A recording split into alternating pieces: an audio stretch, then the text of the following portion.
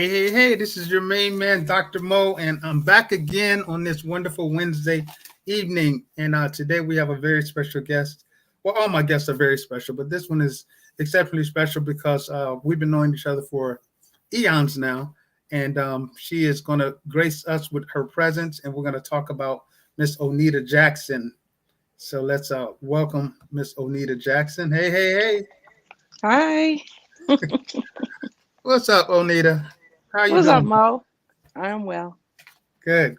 Well, I'm I'm so excited. excited. Me too. Uh-oh. All right. That's right. You know, technology gonna try it. They're gonna try us, but it's all right. They will not succeed. They That's will right. We not. shall prevail. So We shall tonight, prevail. we're gonna have a very interesting conversation. And first, let me preface this by saying, you know, of course, this is the month of love, as people have deemed it, February, and we're closing it out. However, love is something that we should have, and compassion we should have all year, every day, 365. Like we say, 365 black, we should 365 compassionate. So we're going to be talking about how you have demonstrated compassion in this new endeavor that you've taken on. And but first, we want to kind of give people a little bit of history about who Oneita is. Will the real Oneita J please stand up? So I'm going to introduce you, and then I'm going to allow you to add to that because you've done all kinds of things, and even though I know you, I know I'm going to miss something. So let's start off. so, um, so I'll start off with this. So this young lady here, she was, and this is in no particular order. Um, so she is Oneita Jackson. She's from Ohio, in Dayton. I'm from Dayton, Ohio, Dayton. Dayton in the house, and she's a Howard University alumni. So is it alumni? English major. English major. So is it alumni, alumnus, alumna? Which one is it? I always mix those up. Graduate. Let's just there you go, graduate. That's easy. And but now she's currently a Detroiter, not from Detroit, of course. She's a Detroiter from Ohio. But we're going to talk about that whole concept in a minute. She's a writer turned cab driver, or AKA street concierge. She was known as the Detroit ambassador, in fact. She's world renowned, not just here in the Midwest area, but also on 6 different continents. People know her. And why do they know her? Because of her taxi driving and her concierge responsibilities that she took on. And this is, again, all in Detroit. She was a former Detroit Press intern turned copy Detroit Free Press. excuse me, Detroit Free Press intern, copy editor, and columnist. And she parlayed all of that into being an author of several satirical offerings. And we'll talk about those a little bit later as well. She was the 2008 Free Press Columnist of the Year. And um, did I miss anything? Well, I'm sure I missed something. Oh, Mercedes Benz test driver. It was a Benz, right? No, it was. I was honored on the Mercedes Benz International's She's Mercedes platform. Yeah. So tell us about that. But first, No. So here, understand a little bit more about the introduction because I know I missed stuff. well, it's not the introduction. It's like you sound like a person who doesn't know me reading. So why don't you just tell why you wanted me on here and talk that way? Because Hey, I'm I'm watching, doing the interviewing here, buddy. No, I'm just saying. and you're No, interviewing me. So do you tell them why you wanted me on here? Okay, ladies all and right. gentlemen, we've been friends for 30 something years, and because it's 5 minutes, and we okay, all right, go ahead, go ahead. What you All missed, we'll just talk right. about it. So why did you ask me on here? How Well, about that? I asked you on here because, um, uh, well, what sparked my interest, particularly about this month, is because of your love letters art. Okay. And we're having you on here because um, a young lady, well, a little girl, Cecelia Thomas, was killed, 5-year-old. She was killed in Chicago, and she was in Five a month old. she was She five was months. 5 months. She was a baby. Oh, okay. I put 5 years. Um, Hmm. she was 5 months old. She was killed in Chicago, in the South Shore Yes. community, and a lot of people nationwide did not hear about that. Some people did, some people didn't. But Oneita was also living in Chicago, and so in that community, she felt uh, compelled to reach out to the mother and just express that there was other people that was fighting for her, praying for her, and want to encourage her. And so she created this artwork, and she started off by just drawing on little notes, and then she parlayed that into canvas painting, and that blossomed even more. And we'll talk about that and where it's going from this point on. So I wanted to bring her on because of the compassion that she demonstrated, not only in her actions but in her art as well. And I bought two pieces of her art, and so we're going to talk about that a little bit. So go ahead and fill us in. Okay. So, of course, I don't have my stuff with me. So, I began doing, I want to make the distinction. I started painting hearts, orthographic hearts with the letters LOVE Mm-hmm. in 2012, 2022, excuse me, when I lived in Chicago. I had done these same love letter hearts on paper. I call them my little papers. So I'd done these hearts on papers 2017, 2018, and even I think 2015, I did something. What compelled me to pick up a paintbrush in Chicago was watching this news story. I was at home. I'm still, even though I'm no longer a journalist, I still watch the news. I have to watch NPR, evening news, German news. I watch all kinds of news. So this, I think it was a Friday. It was in July, I think, in 2022, and I'm watching the news, and a 5 month old had been killed. And I remembered the story, but they were doing a follow up story about this Cecelia 5 month old, and the mother was on there crying, and she's distraught, obviously, and she thought that no one cared. So she's there. There's a few news channels, and I'm like, oh, let me contact Jermont Terry. Jermont Terry was a news reporter in Detroit.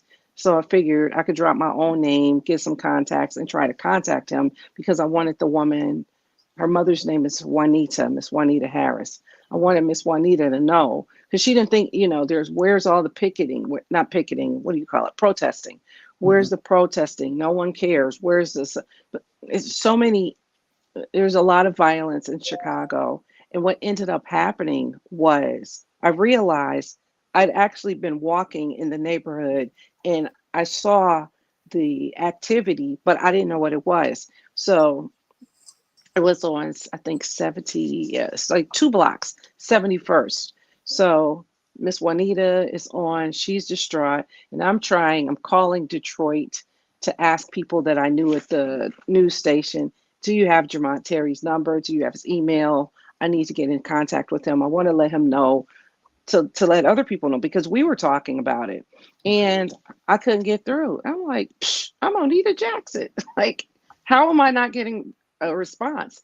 Right. And it disturbed me at my core. I was upset. I'm a mother. My son is 30 now, and it was just unbelievable. And it wasn't even far. So what happened is, I think it happened on 79th, and when the father stopped the car, it was on my street, 2 blocks. So I painted hearts at that corner. Every time I go back to Chicago, I paint another one. So it may seem silly, but I said, okay, I don't know. It just came to me. I said, all right, I'm gonna go start painting these hearts. Right. Never picked up a paintbrush. I'm just go start painting these hearts. And maybe someone will pay attention because I also tried to get in touch with the pastor. There was a pastor with her Okay. on the right. So couldn't find him. You know me. I can get information, but Never got a response. So I said, somebody's going to ask, what are these hearts I see all over Right. South Shore? And then the word's going to get out, and it's going to be like, this is for baby Cecelia. So I would go out in the stealth of the morning, like 5:45, and paint murals. So I painted six, and three were on Chicago property. So they've since been scrubbed, but there's still three there. So So was there any significance to the six? Just no, it's just okay. my little paint. I would just go out and I would keep painting more. I mean, I'm going to paint every time I go back, I paint another one. So the number wasn't significant so much so as where I put them. I'm like, people are going to see. So people, they began to talk. And as I was painting them, they're like, what's going on? I'm like, oh, what happened to the baby? So right at Crandon and 71st Okay. is the corner where the father stopped the car. And I just picked up the paintbrush and I painted one. There's one still there by the lake. I used to walk to the lake every day. So there's one by the lake at 60, let me see, 69, 70. No. That would be like 67th. And then there's one uh, under an overpass. Is that proper? Mm-hmm. Under near Jackson Park. And then there's one How appropriate. on. Hmm. How appropriate. So, and people have asked, and I did a show last year in Chicago. So here's what's important. I finally found Miss Juanita, Cecilia's mother. So I'm going to present her with a heart, Cecelia. I kept contacting this gentleman. I can't think of his name, but he finally connected us. I was able to talk to her. Okay. And what was interesting to me, or what was, I mean, she was so kind. She was kind to me, and I'm on the phone just sobbing. I had just gotten off the train from Chicago to New York. This man calls and he's like, hold on. I was like, okay. And then he said, this is Miss Juanita. And I'm just bawling, bawling, bawling. So I have her number and I haven't contacted her because I mean, we're not friends. I didn't want to just chit chat and invade her privacy. So I wanted to wait until I have something significant, which I want to do here. We have an organization in Detroit called the Detroit Fine Arts Breakfast Club that meets Mondays. And I want to get everyone to sign a wall. Excuse me, let me back up. In Chicago at my show last year, there was a wall, a huge wall Right. that the people who own the co-prosperity space allowed me to paint. I painted it and people signed it. A lot of prominent people in Chicago, and it's just great messages all over. So Mhm. the wall was taken down or repainted after the show, but I have pictures of it, so I want to have the pictures blown up because I told her about the wall. I mean, there was an article, I don't know if you read it, Mhm. um, by Max in Chicago, and I'm going to submit that to her, but I'm careful about how to approach her. So I'm going to paint a Cecilia heart and then present it to her because I want people to be more aware. Not even more aware, there's it's the love movement. So it just Mhm. I was shaken. I was torn. I was upset, and I wanted her to know somebody cares. So you know how I am. People think I'm flamboyant, over top. I don't need her, but it's like, no, she needs to know. Right. People support her. So Right. Right. that's I mean, there's how this is how the actual painting of the murals began. I had zero intentions because I don't know how to draw or anything, but I do know my strength or what I'm good at. I'll just say that. okay. But the Does that make compassion, sense? Does that yes. make sense? Mhm. Okay. The compassion is demonstrated not only in the art, but even in the effort to reach her, and in knowing um, that while you're painting, people are going to ask questions. The getting that awareness out, because a lot of people, I'm sure, even if they did hear about it, they probably brushed it under the rug because it's just another black person getting shot, and you know. But the fact that you were there, you were painting, people were seeing you, and it constantly showed up, and Right. then that turned into you painting these hearts and creating this whole exhibit called Love Letters, and having shows both in Chicago and in Detroit. And did you do anything in New York? You haven't done anything in New York. right? No, not yet, but my artwork is there in private collections. I'll Okay. probably do something this year. Okay. So how was that transition? Because so based on the introduction and just knowing you, you've had all these different almost career changes. Well, essentially career changes. Like, so you start out at Howard University with this degree, um, writing. What is it? Not writing, but um, English. English. Yeah. See, I don't speak English. English degree. Yes, you do. And then, you went to the Detroit Free Press and started off as an intern, and then work your way up to a copy editor, and then a columnist, and then back to a copy editor. Right? You decided to go back. I was a special intern. I was a 1 year night Ritter copy editing intern. And at the end of the year, I became a full member of the copy desk, the news copy desk. I did that 11 years. During that time, I was approached, asked my editor, I call him my editor, but I didn't have anything to edit at the time. But during that time, I used to make observations that I like, why is that? Why is that? So my the editor of the copy desk thought you should write. And I'm like, this is the most difficult thing in the world to do. I'm happy editing. But he thought I should write. So Mhm. I started writing. So I became a blogger. And at the time, the distinction of my blog, O Street, was I would respond to people. We would have conversations Okay. during the comments. And then what's significant about what happened as I began to write is I was reverse published in the newspaper. So I went from online to print when the tradition is people are going from print to online. So that was that. I wrote a blog. I received awards for the writing, So and then when I you were became a writing O cop. Street, did you create prompts initially to start the conversation, or how the conversations between you and the readers start? No, there were no prompts. People respond. My work was controversial because of its truth. So there Okay, were so no prompts. okay, so you I would post initiated articles the first, and conversation. So then if they I would wrote something got it. like one time I wrote about Kanye West. What did I write? Whatever it was controversial because the headline was "Thank You, Kanye West." So people, reading is fundamental.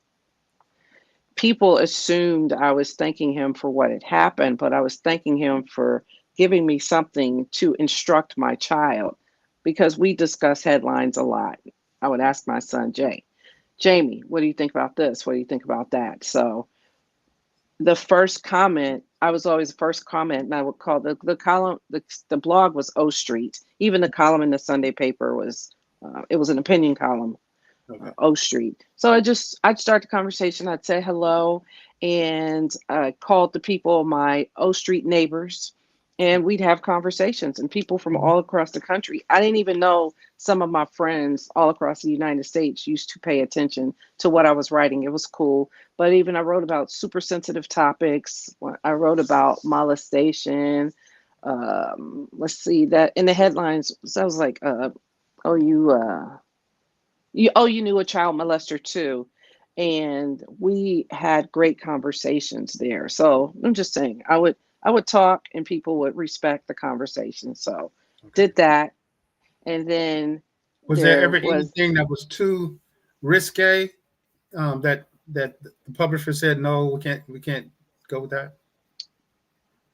oh, you know what? One time I dissed the media and the publisher didn't like that because there was nothing sacred about my work. And again, this is why I'm always in trouble because of the truth. So I would go around wherever I am. I'm constantly making observations. So Hmm. I just write about what was in my heart and mind at the time. So there were no directives, but one time I was saying all the people were in this space, and then I said something bad, and he took it out, and Okay. I was angry because I'm like, this is why people don't like newspapers. Because yeah, it's like why did you have to do that? Oh, she can't say that. I'm like, yeah, okay. So then there was an incident that I was like, yeah, I got in trouble for, writing my name. And then after that, I decided to go back to the copy desk. I mean, I was to continue being a columnist, but I'm like, yeah, no, I want to go back to the copy desk. And then um, 2 weeks, let's see, I just went to work one day and I said, I got to go. And then I left. And I started driving a taxi cab 2 weeks later. So it wasn't that I intended to start driving a cab. It's something that I always wanted to do. I don't know if Yeah, we're going to so get in. when you were at Howard, you had a taxi driver who you had become friends with, and you had good conversations with him, and just pondered the idea of like, what would this be like? So it was it wasn't that I was necessarily at Howard. It was just when I was in While you DC. were So I still in lived there, DC. right, 14 years there. And this man would pick me up every day. He would get my call, and it's the same dress every day. So because I'd take my son to the babysitter in Right. Northeast, and then I worked in Georgetown. But they would the call would go out, regular rider, regular rider, regular rider, yeah, regular rider, regular rider. So this he was Nigerian, I remember that. And he said, do you do this run every day? I said, yes. And he said, okay, I'll take you. And at the time it was $5 to get me from U Street Northwest to over there. And then I would take the train. And he would drive me too sometimes, but he was kind, and I would ask him all the time, what's it like? And well, how'd you start doing this? So he was engaging in it. I cannot remember this man's name because I wanted him to know. I eventually became one, but Mhm. back then I cared what other people thought, Right.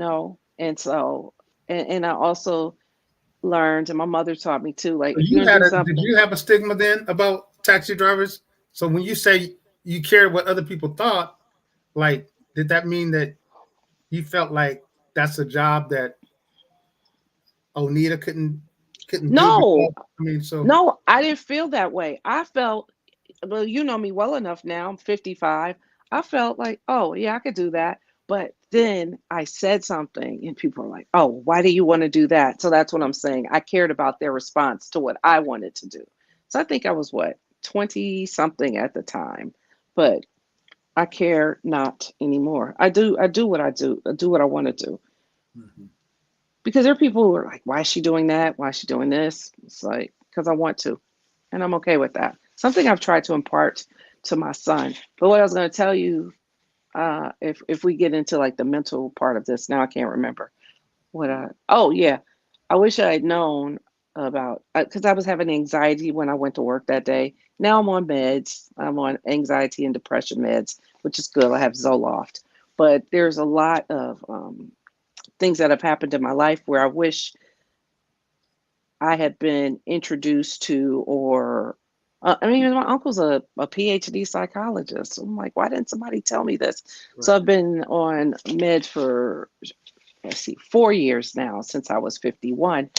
But, and they help. It helps me a lot. What was I going to say? But so many things in my life. I think the first big incident was my dad's death, right, Okay. in 1990. Mhm. And I was at Howard. So next semester I got what, five Fs, one D, and one A. And I was attempting to get my records expunged, but the people in, I think it was the registrar's office, were like, oh, well, you got an A in music. I'm like, that was my therapy. So this is why I didn't graduate. I didn't graduate until I went back to school at 31 years old, just had a few classes. And I mean, I'm jumping all around here, but it began there, the death of my father when I was 21. That just messed me up. Like, I'm just now getting uh, acclimated to, okay, going ahead and doing it because he was like my everything as Right. far as, and everything being, he listened to me. Right. I could say, Dad, the sky is purple. It's purple. It's polka dotted, and then it has a crescent over there. And he would say, okay, and then ask me to tell him why. So he listened, and that's something I think if you have me on here, I talk a lot, but I wouldn't able be to do what I do if I were not paying attention and Right. listening to what's going on around me. I lecture, I still used to lecture in journalism classes, And one of my former colleagues, Pulitzer Prize winner Jim Schaefer, told the class, I'm like, oh, I'm always running my mouth. And he said, yeah, but she does a lot of listening too. So I'm humbled by that. I'm humbled by people who pay attention to my writing and even the call and response between the love letters and the I Don't See Color series that I do and the writing because they're like, oh, I see similarities. Right. Absolutely. Hmm. Right. So when you um, started writing your books, essentially they were just observations as well. I mean, um, letters from Mrs. Gundy. Is it Gundy? Gundy. Grundy. Grundy, Grundy. Grundy, yes. And nappy-headed Negro syndrome. Mm. Handbook to social etiquette in the racially charged 21st century. Right. Um, Hmm. and then don't you have one coming out? Are you working on Yes. something now? Yes, I'm working on a book of poetry and I'm working on another nonfiction book of satire, Clarified Butter. Now, that came out of the pandemic. So I'll tell people, you want me to tell them about Yes. Okay, so Nappy Headed Negro Syndrome is a nonfiction satirical book about essentially microaggressions and unconscious bias. So I say identity, judgment, assumptions, and the syndrome I define as now, haven't read my book in a while. When people come to a conclusion about you and they know nothing about you, this constant communication the idea that you're not exactly where you're supposed to be. I'm going to look at my book now. And there's a third thing, but the title offended lots of people. Again, truth. The title was born out of a name I'm called in my family, which is nappy headed. You know, Oneita, get your little nappy headed, right? And what's Hmm. funny to me is because I write for me. So it's always a joke to me. Uh, Okay. that my mother has boing boing, curly, coily, beautiful, good hair, right? So my family's snappy headed. So that's why the book is called what it is because my hair, untreated with chemicals, is nappy. But it's just a word. People like to be offended by words. Like Right. somebody calls you nappy, you don't have to answer. Somebody calls you nigger, you don't have to answer. You know what I mean? It's as simple as that to me. But it seems people love to be offended. But this book is about things that I experienced after I left the newspaper. I just happened to be a cab driver, but it's someone always making assumptions. So all I ask is consideration. I was speaking with a girlfriend recently and we were talking about educating people. It's like, no, I'm not necessarily trying to educate anyone so much so as leave me alone, get out of my face. Don't ask me if I work at Target and I'm not wearing red or Kroger. Just whatever you want to, just smile and nod. You know, most of the Right. offenders in the book are white. And I'm just like, just smile and nod. No, I do not work here. And it's funny, but it's not funny. So these are just, I mean, stories, right? Written in 5 parts. And all I ask is your consideration. Now, um, my white friends tell me the book is enlightening. And I always tell people to just read the reviews because there's a delineation. People who consider themselves to be of color are on the floor laughing, and others not so much. Grundy is a book about it's an epistolary book about bad customer service. And again, the nuances of race are there. And I have people who say, oh, no, no, no, no, it's not race. It's like, well, what is it? Hmm. Because as a columnist, I had an opinion, right? Um, as this satirical writer, I'm just giving you the facts. That's it. And you draw your own conclusion. And so I've had conversations where people were like, you didn't tell us what you thought. I'm like, I call the book Nappy Headed Negro Syndrome. So figure it out. You know, what's your reaction to what I'm saying, to these sets of facts? Now, clarified butter. Clarified butter is me putting into context these same things when people you know say them to you. So Okay. in nappy headed Negro syndrome, it's mostly strangers. In letters from Mrs. Grundy, it's strangers. But in clarified butter, and the thing is, I'm tired of protecting people from my truth. Like a lot of times I protect people, I don't reveal who they are, which that's not necessary. But it's like that was really messed up. Like there was a columnist who said to me one time, "Do you really wear all those expensive clothes you write about in your book?" Hmm. And I said, the book is nonfiction. So here's the thing: the insistence of your inferiority that troubles me. So I said what I said, right? Then she asked me, but why? So there's an interrogation about my sartorial standard Okay. where I didn't even understand. Shall I go on? Hmm. Oh, yeah, I didn't understand why she's asking me about what I wear. I mean, the book is it says non it's nonfiction. So why are you asking me if I really wear expensive clothes? Right. And I just blew her off because my mind works so quickly. I didn't even understand the insult, right? So I was like, um, I said, yeah, the book is nonfiction. She goes, yeah, I mean, but why? I said, why what? She says, well, but why do you wear those? I said, I don't understand the question. And then she's like, well, I said, why do you wear cheap clothes? Like, I don't really care what kind of clothes you wear. But there are others, people who are very close. And I think some of my, well, I don't even think, I'm just me, I'll be raw. A lot of people I know are racist that don't know that they're racist. And I think a lot of people also might not know what racism is because I'm Right. not racist. Like, no, I could take you being racist. Just give me consideration. So there's the manners and etiquette and consideration and kindness, or just pay attention. Right. This is all I'm asking you is to just really pay attention. And it's not necessarily So how all would white you people. define, let me ask you, I'm sorry, but how would you Mhm. define racism or a racist?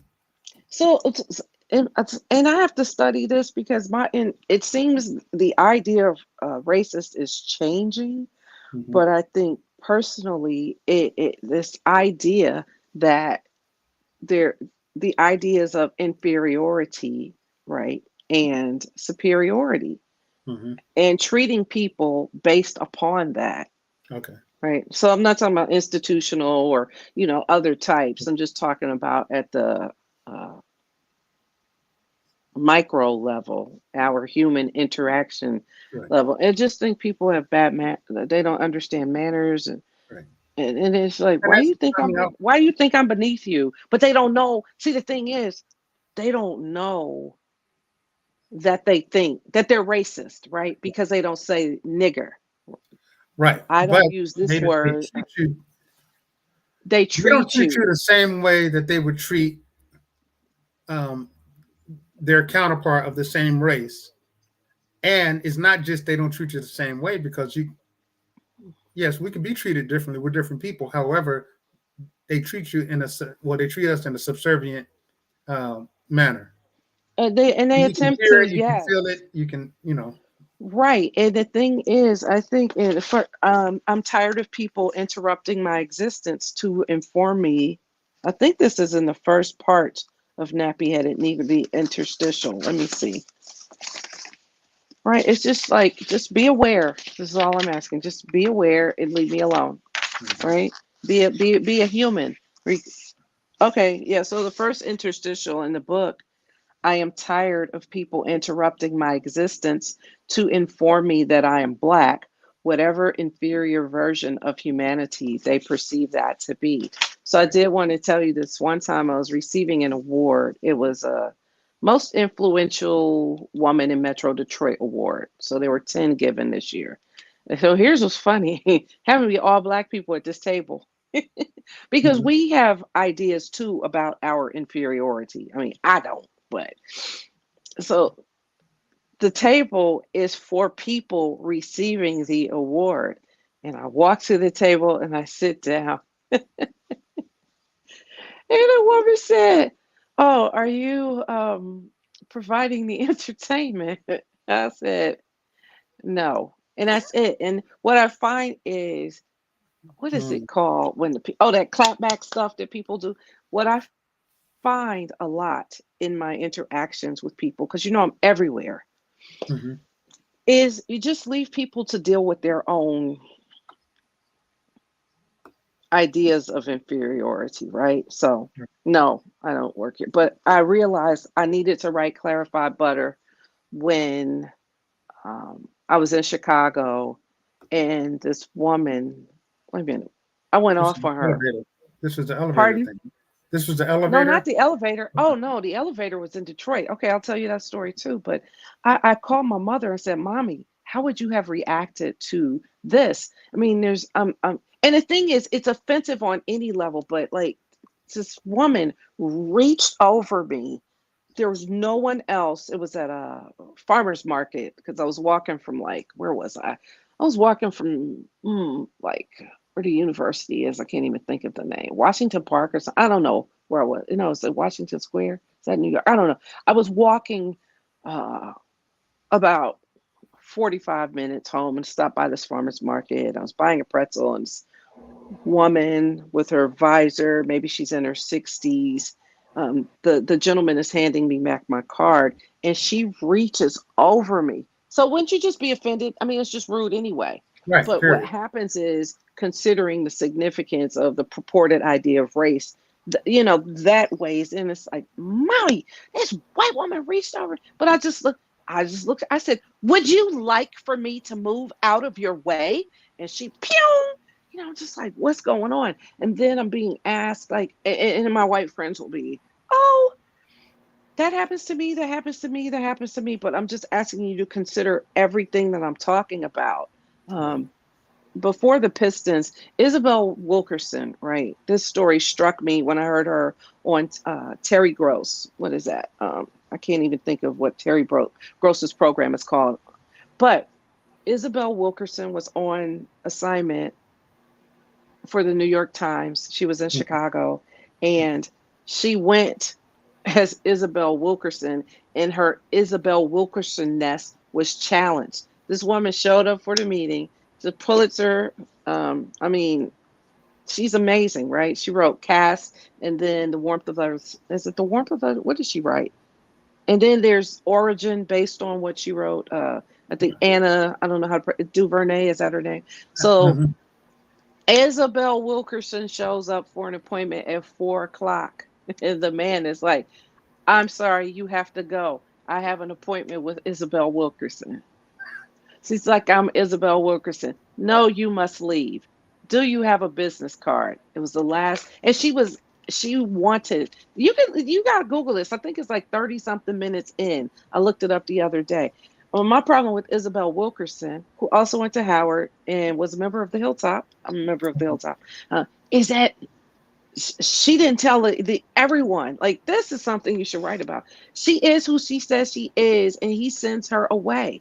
Like, why would you be Isabel Wilkerson at 4 o'clock? But why? Right. So I don't say it's because I'm black. I just tell you the story, and you come to the conclusion. But that blew my mind. And uh, Melody Hobson showed up with Harold Ford to an editorial lunch. And the woman Melody Hobson is impeccably dressed, right? All the time. And she's Melody Hobson. Yet she and Harold Ford show up to an event.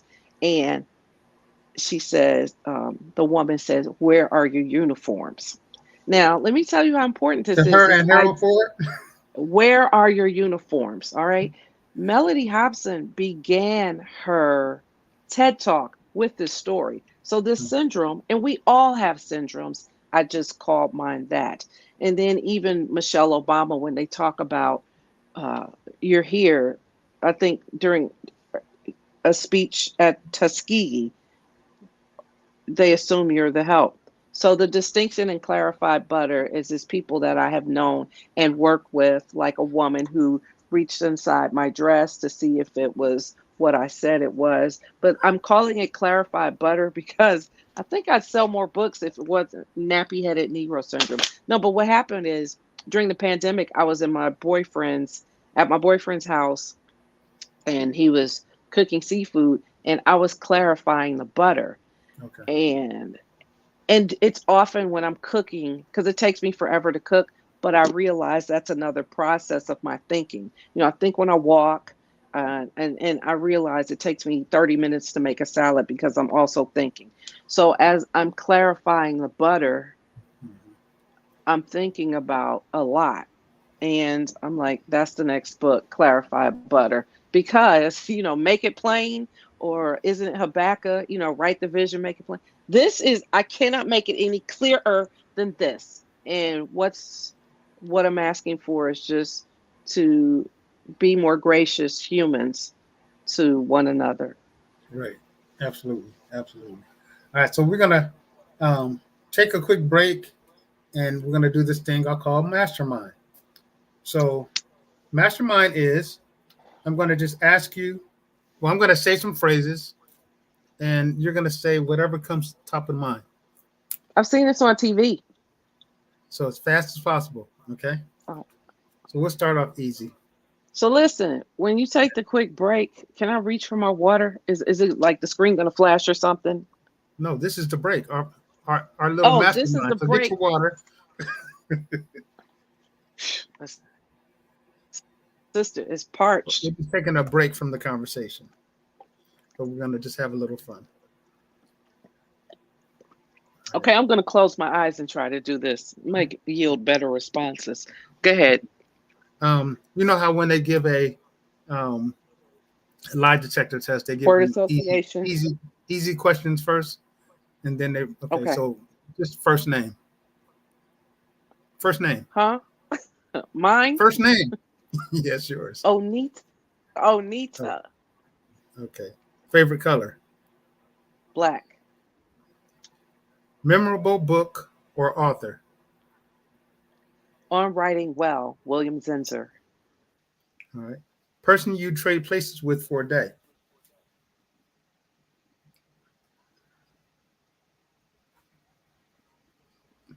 Just say pass if you can't think of something quick enough. Donald Trump. Okay, interesting. Wildest adventure. Oh. Walking to the airport from downtown Detroit. Okay, we'll have to get into that. Words No, that we describe don't. you. Words that describe you using your first and last initial. Obnoxious. Joyful. All right. The biggest risk you've ever taken. Walking out of the Detroit Free Press. All right. Childhood celebrity crush. Michael Jackson. The best compliment you've received. That I'm humble. All right. The worst advice you've ever gotten. Don't do you. Okay. What motivates you? Seeing people in their environment. Something you wish you were better at. Playing the piano. All right. Favorite son. I beg your pardon. Your favorite son. Favorite son. Son. Yes. Jamie. Okay. That took too long. Guilty pleasure. Watching Law and Order all day Saturday. All right. Europe or Egypt? Europe. Jazz, classical, gospel, hip hop, R&B, rock, or country? All of the above. All right. And then how do you relax? Bathtub. And two more. Who would you want to be stranded on a deserted island with? My dad. And then something most people don't know about you. I write with my left hand. Oh, okay. All right. That's it. Good job. See, that wasn't so painful. Go O. Go, oh. All right. Oh, look at you. So let's talk You want to about talk about the art? yes. Okay, so look, I'm doing this right now. L. So this is the L, Mm-hmm. Got it. and then the O. Can you see it? Yes. Okay. V. Okay. And E. So the evolution even of my writing, and I've had my handwriting analyzed before, and it's revealing. But when I first did these love letters, I did it in like this form. So you see the evolution there Right. of the Yes. writing. It flows. Oh, it flows. So just behind me is a 48 by 48. So can you see? Yes. See L O V E. So this is all letters. Right. Okay. And then this too. Uh-oh. Mm-mm. It's okay. Can you see this? Yes. Right. That's beautiful. So the letters, thank you, form a heart.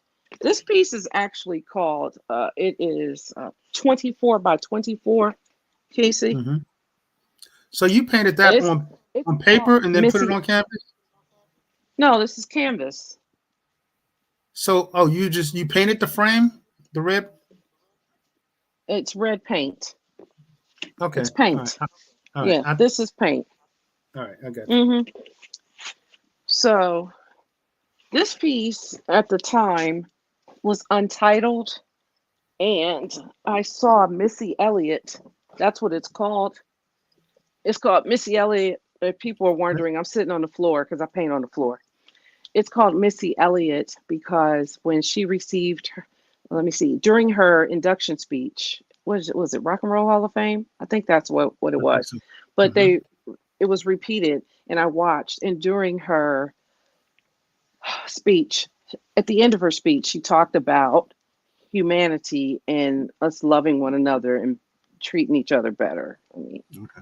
that's so that struck me that she talked about love and more love. Okay. And so I named it Missy Elliott. Okay. So do you name each one of the pieces? Yes, as an artist, they're supposed to be titled. Some are untitled, but I name all my pieces. Yes. Okay. And aside from Missy's piece, um, what do you have a process in naming them, or you just look at them and say, well, this is reminiscent of this, or maybe when you were painting it, you were thinking about something or someone? The names, I, I don't know that it's a process, but yes, consideration. There's one piece. So there's a piece. I think you were breaking news that I have a piece at the Ford World headquarters. Weren't you going to say that? Yeah, I was. That piece. So when I when I painted that piece, I was listening to Miles Davis, but I had been considering Kind of Blue. Was it Kind of Blue? There's a song I like. I don't know if it's Sketches of Spain, but there's some Miles Davis song that I was just thinking in my head. Doom, doom, doom, doom, doom, doom, doom, burn, burn. I don't know what that's Oh, called, okay. but I know that what was you it. mean. I don't know if it's kind of blue, maybe blue, kind of green, Mhm. or something. I think it But was kind of blue. I was I was in that mood and I named it Kind of Blue. And there's blues all in it. There's Hmm. several layers, but again, that piece has a lot of layers too. There's one piece I called I'll look at it and just see a lot of my pieces are named after words. So there was a piece I painted perspicacious. I don't know what Okay. happened to it. I think they're also like right now I'm painting because I have zero art. People are like, I need some art. I'm like, I'm in the studio. Okay.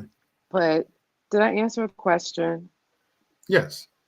I'm just Sometimes about to I'll hear you. just look at peace. Like I've begun, so I've started this. Okay. I worked on a background, and sometimes I'm like that piece has been sitting there for a while because I'm thinking now, uh, what am I putting? I'm going to put a heart, or I think it's going to be a heart because I'm in a heart phase right now. But I'm also thinking of the I don't see color pieces, Hmm. EYE, I don't see color. Again, this idea that I'm not reacting to you because you're brown or because you're tall or because you have one arm or because you're shorter than I am or you speak a different language. Yeah, but what are you reacting to? So I'll work on backgrounds and then sometimes I'll just look at the piece and consider my mood or what I was thinking and then name it. Okay. And I know you said you have other pieces in private collections um, um, all over the country, right? So Yes. how do people aside from coming to the gallery, like how is the word about Oneita Jackson and her art being um, spread, shared? So it is word of mouth is amazing. That's one thing. Like, and then when you have gallery events, so I've had two solo shows, and then I participated in my first group show even before painting the hearts. And so you submit your art for exhibitions. That's one way. Mhm. But there's the social media, so Facebook and Instagram and what's that thing now? X. What is it? X, Twitter, X, the old formerly Twitter. known as Twitter. Right. Hmm. Twitter. And then people here, usually I'm wearing one of my heart shirts, my love letter shirts, because Hmm. it's a movement. That's the thing. And oh, the art might be cute, but I live the love and show love and compassion all the time. And you know that and not even talking about it, but there are people who say, "Oh yes, she did this, she did this, she did this." But it's like, Right. I grew up in the church, and as I have told people, there's so many ironies in my life with love and how I was brought up that I'm like, okay, I believe all that bullshit they taught me in church, so I'm questioning my existence. And so there's existentialism too, because it's like, well, I was taught this, but this is how I'm being treated. So it's confusing to Right. navigate, but it's still, I believe, love thy neighbor, help people. All of this stuff my parents taught me. I believed it. And it's just like, you know, I might want to, punch somebody with these big old hands, but it's still, I find ways to help. I mean, it's just all, even to my detriment. I'm always helping somebody. I'm just Hmm. really getting into me at 55 because I'm always doing something for somebody else. Always. You know, Amina one time was like, "Oh, Nita, you always helping other people." And she wasn't saying it. She was saying it to show me, like, you spend this time doing this when you need to be focusing on you. So at 55, I think I finally got it. Yeah, it's been really rough. My personal struggles, man. It's like, for real? Like, really? Right. Me? Like people Well, often it's ask good you've what my come out of it. right, Or my family, you're because coming of out of this. Well, so here's the thing. It is because of how I was brought up that I keep going. It's like, yeah, I'm Oneita Jackson. I came from this family, which means nothing else matters but what I'm supposed to be doing. When I say I believed all that stuff they taught me in church, it's like, okay, you still do you. I'm here to get my work done. So you mommy or you uncle or okay, whatever you all think, I have to do this work because that's why God has me here. Yeah. The people ask, what does your family think about your work? I'm like, they don't care what I do. They it. don't. They don't know what I do. They don't care what I do. Oh yeah, I heard. Like, so there's the comedian David A. Arnold. Rest Hmm. in peace. He passed, but in his first show, he said something about his father. Yeah, I heard you coming to Cleveland and tell you little jokes. And that's how it is. I asked my mother the other day. I told her, "Mommy, my stuff is. Did you see the pictures? Because I stopped sending her stuff. But the reason I send it is so when she hears from other people, because it happened recently. Oneita, what are you doing? And what? And I heard you. I'm like, Mommy, I told you, right? So I said, Mommy, did you get the pictures? Oh yeah, I saw the pictures of whatever it was you sent. So now when she hears, because she does hear, or are you gonna break news about what's happening Friday? My big project, Yes, I will. Jack Daniels. Oh, Not okay. yet. Yeah, but so this is the thing. I don't even. Well, I'm looking at the time. It's like 3 minutes left. But what I'm Yeah. saying is they don't care, and I still have to do my work. So yeah, whatever I'm doing, I'm working, Right, right. So I would accomplishing things. consider, I'll just say that. when I look at your career and just your life in general, um, you went to school for communication, but I would consider you more of I went to a school for social English. commentator. Well, for I'm English, sorry. I would consider I you a social apologize. commentator, um, because in everything that I've seen you do, uh, even in your articulation, that you're just an observer. You like to watch. You like to see, just ponder what people are doing, thinking, feeling, how they're acting.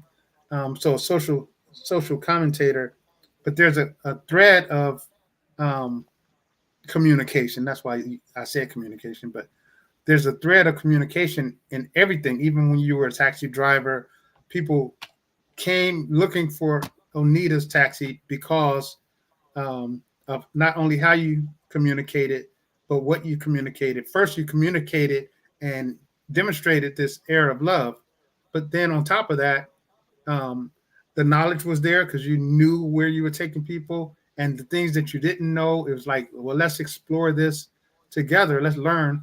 So um, would you say that your Howard English degree and your time in DC and even in Ohio prepared you for where you are right now?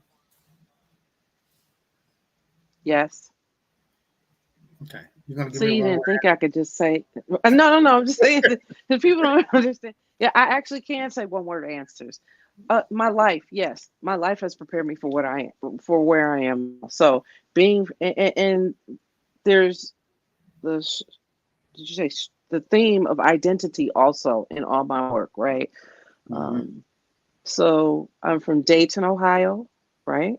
I spent my summers in New York City. I lived Okay. in DC 14 years, and I've been in Detroit 23 years, besides minus the year I lived in Chicago, so 22 years. And everything that I have done in life informed me from church to uh, school, everything, if you're paying attention, right? Yes, Mm-hmm. has affected. I mean, there's, No, I'm I'm from looking for. Dayton. No, I'm just, I'm like, my thing right now is public transportation because it's abysmal in Detroit. Right. Dayton, Ohio, the RTA worked, Rita. New York City as a kid, subways, always. And Right. the first time I've taken a bus in New York City is in my adulthood, right? But you fret. Like I had an experience yesterday. I waited, thank God it was 74 degrees, but I waited so long for two buses. They never came and they run once. But Detroit has not made it a priority that transportation is done Right. well when there's a focus on so much other stuff. And it is maddening and frustrating. And I think the reason I'm back in Detroit is to address this. So, DC, the metro, the buses run well, they're clean, right? So, Mm-hmm. I forgot my point. What was I talking about? Transportation. Everything Everything. has informed this moment. Yes, with I the was, art. Uh so oh. how can people contact you? And then I was looking for. I know I saw the Jack Daniels, but now I don't see it. Well, Do you have that? so there is You a sent it to me text message, but I don't see it. well. Here's the thing: Art Beats and Lyrics is Friday, March 1st in Detroit, 7 p.m. to midnight at Eastern Market, and people can RSVP at the Jack Daniels link. I think it's Jack Honey or no, Art Beats and Lyrics, and RSVP there. And I have a piece at that event that I'm breaking news now. I have a piece there. All right, Art Paul to beat. Lawrence Let me Dunbar. tell me Art the link again. Beats. It's Art Beats ampersand lyrics. Like, so Google that. But I have a piece at that exhibition. I was selected one of 12 artists for this particular piece. Mm-hmm. March 1st. It's, it's a Daniel's barrel. Jack Daniels, what? Barrel, whiskey barrel, weighing 170 pounds.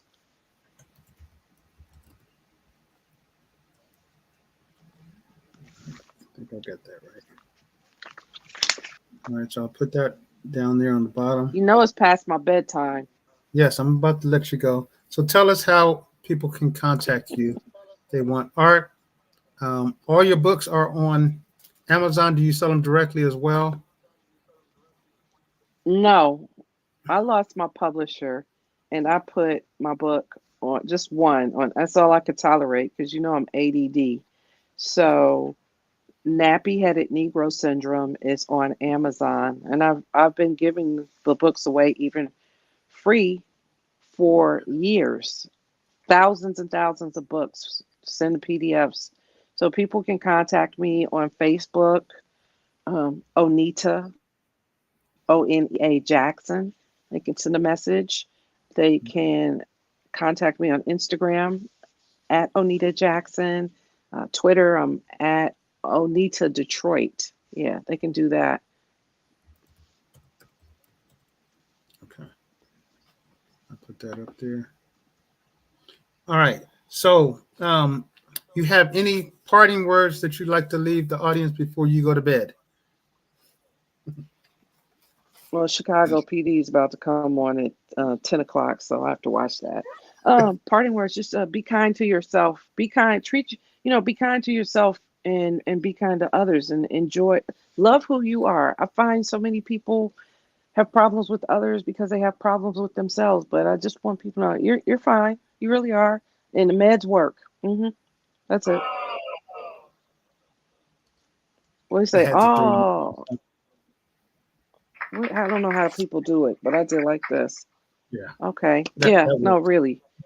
But thank you Thank you, for Mo. coming on, Oneita. I look forward to coming to some more art exhibits and seeing you blow up. Um, I hope you're making, a substantial amount of money, but I know you're making a substantial amount of impact. And for some, that's more important, but I know we got to make a living as well. So Right. I pray Yeah, that the you will money have is great good. success with that. Good. hmm You gotta Excellent. have me Excellent. on again so we can talk about you. Okay. Oh, you All did the right. Oneita. Okay. Okay. Love y'all. Can I hang up now? How you do it? No. But anyway, so Graceful. thanks again. We look forward to talking to you again. And this is the More Mindful Show, reminding you that your thoughts are your truth. And we're out. Yes. Love you, Mo. Peace. Thank you. Love you.